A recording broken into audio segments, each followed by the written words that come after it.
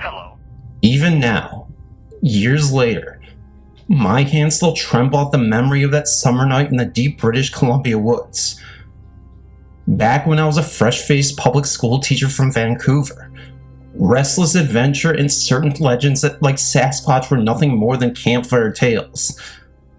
I needed to escape my routines, the city traffic, the stacks of exams, and prove to myself I could handle wilderness. In the summer of 2019, I took a month off of work to backpack in a remote part of the Cascade Mountains near Duffy Lake. I packed everything meticulously. Tent, sleeping bag, topo mac, granola. I was confident and excited, determined to hike further and higher than I ever had before. My journey began with a long drive north from Vancouver on Highway 99. The road unwound through thick cedar and fir as I climbed over the coast mountains, and by dusk, I found myself in a tiny logging town near the Lillooet River. The sun was a fading orange when I stopped to fill the tank, and the air smelled of pine resin and dust. Inside the dim convenience store, I loaded up on ramen, dried fruit, and extra batteries.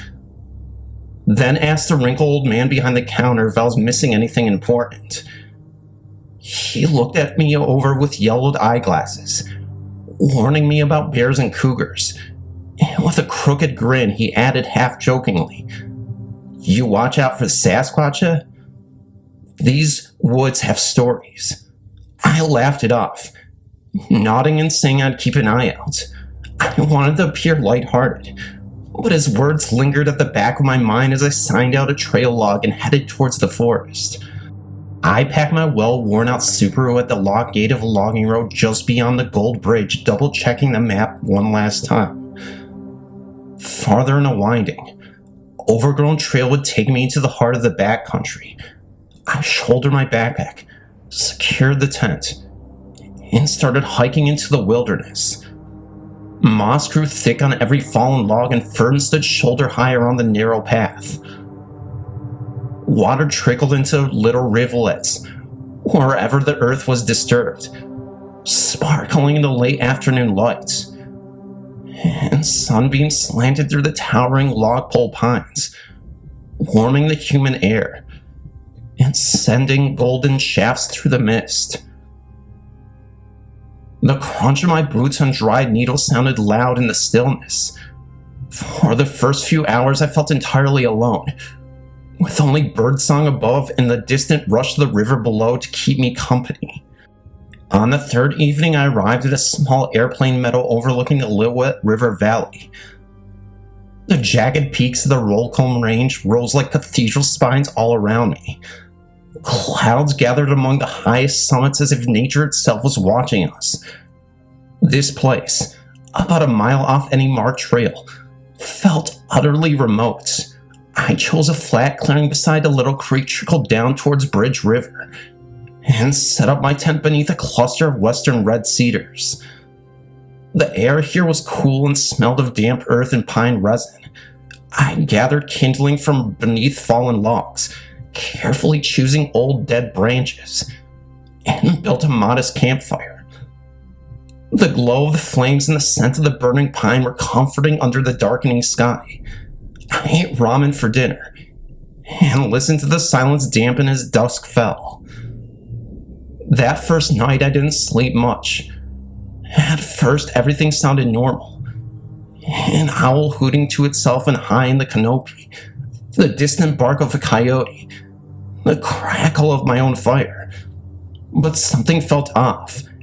After midnight, the usual chorus of crickets and frogs stopped as if someone had flipped a switch.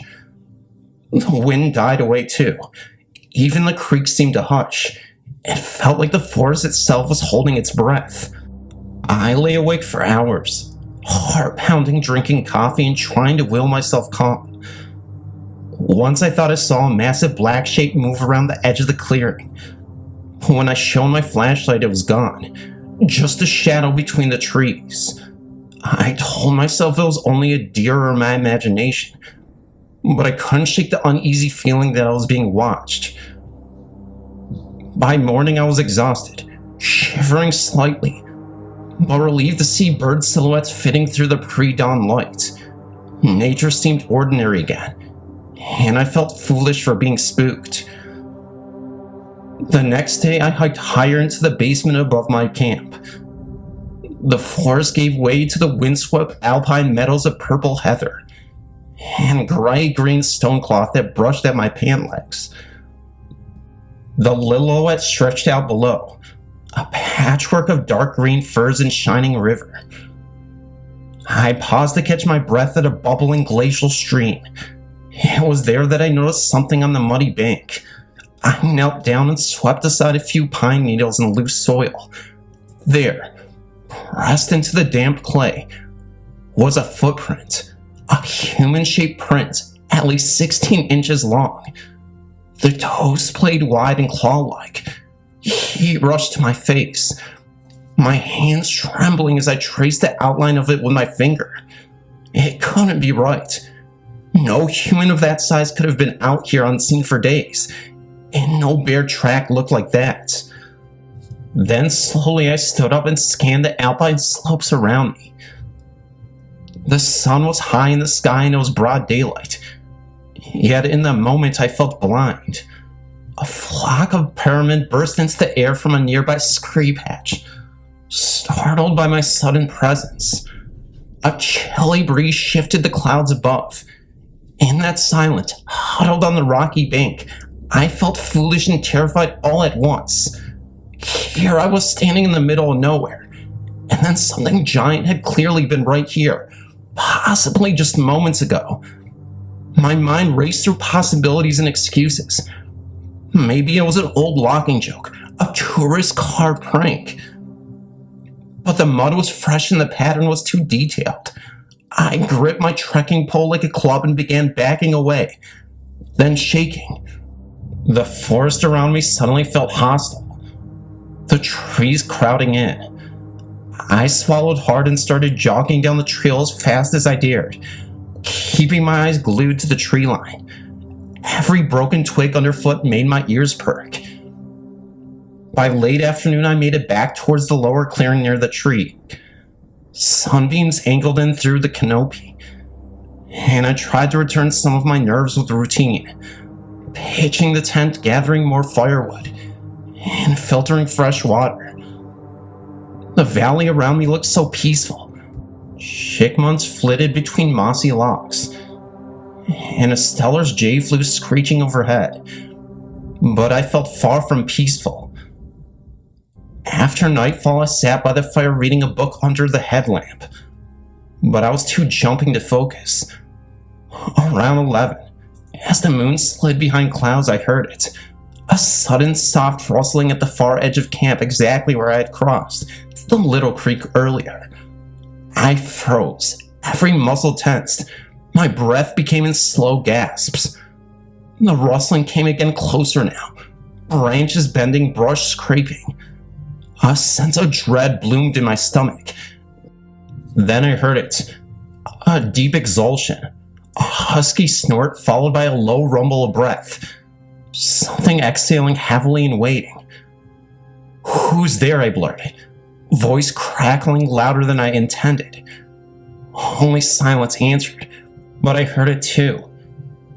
Heavy breathing just beyond the outer ring of the firelight. I clenched a flashlight in both hands and tried not to tremble as I turned in its direction. The beam caught something. At first only a pair of dull yellow-green eyes, just at the edge of the tree line about 30 feet away. They hovered for an instant. Then I saw more, a hulking shape, broad-shouldered and covered in thick brown hair, almost crouched but not quite. It stood motionless, watching me as intensely as I was watching it. It didn't advance, nor did it flee. It just stood there, partially illuminated by the fire's glow. The air smelled suddenly sour and musky, like damp fir and pine needles. My flashlight slipped and slung back towards my face. My heart felt like it was beating out of my chest. I jumped back, dang it. and my elbow knocked a pile of firewood. The flames flared up, throwing the creature's silhouette into stark contrast. It grunted deeply.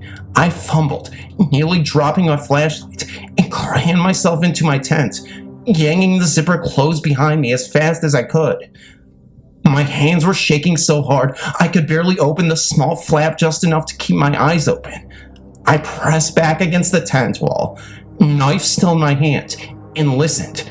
Outside, heavy footsteps padded slowly around the clearing. One step every couple of seconds. Each step was like a punch into the ground, and the tent trembled slightly with the impact.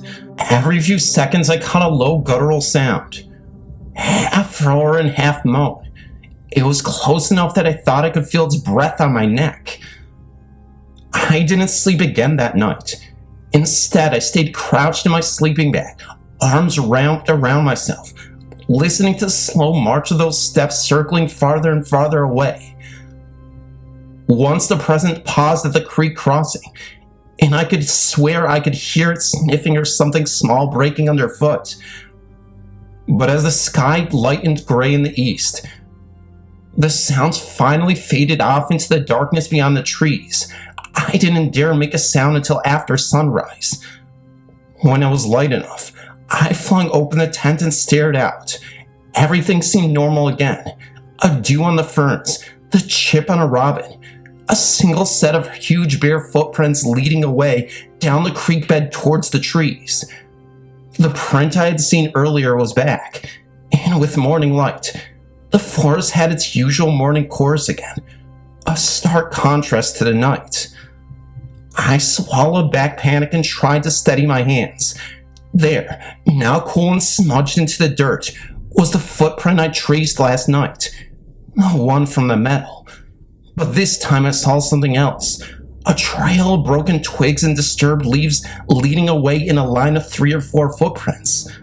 5 to 6 apart from the meadow, each identical, long and narrow.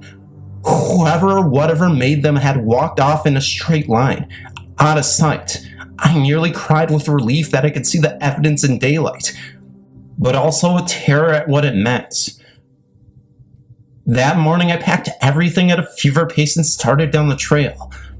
My legs felt like concrete blocks from adrenaline and fear. Every rustle in the underbrush made my head whip around. I double-checked behind me 6 times, as if whatever had left those tracks might be right behind me.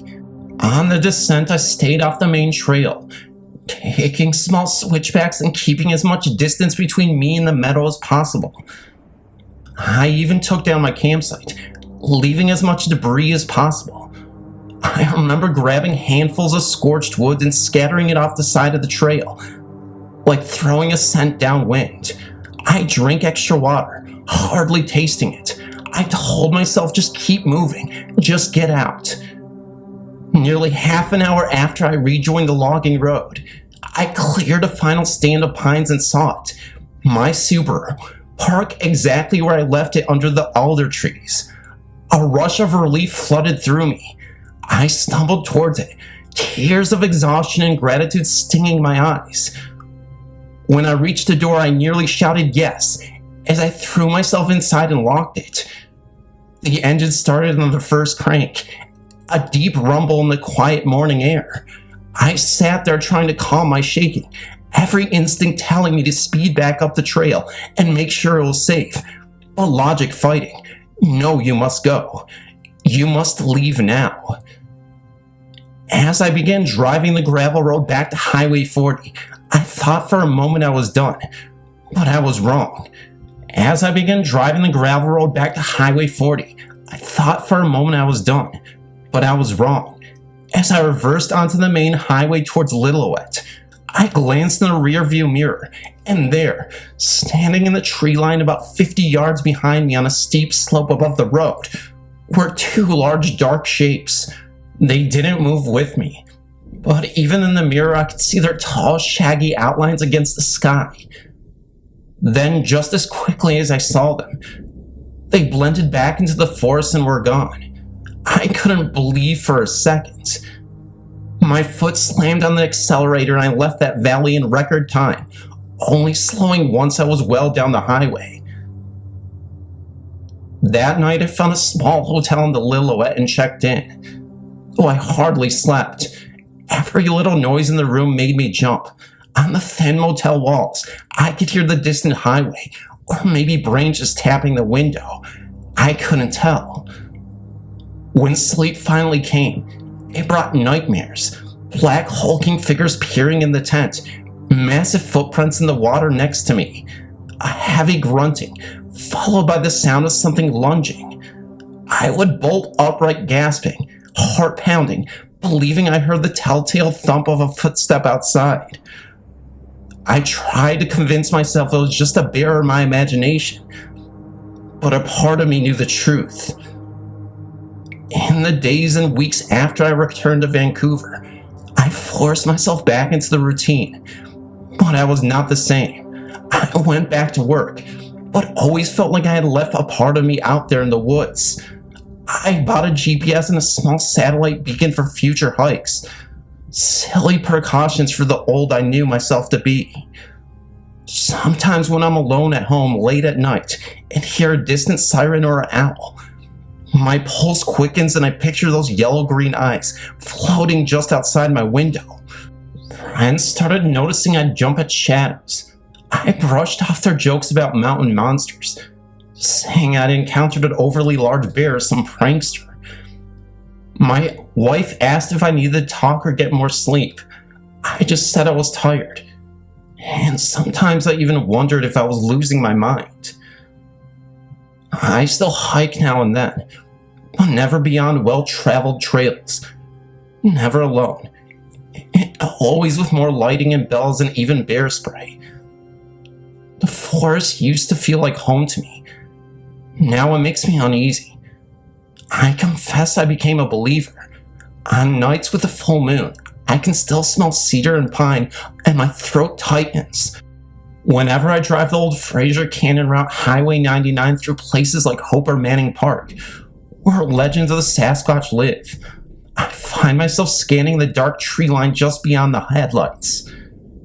If a shape catches my eye, I tense up, hardly daring to blink. I don't expect anyone to take my story as proof of anything supernatural. It could have been just a very big bear, a trick of the light, the product of a tired mind. But I know what I saw and heard.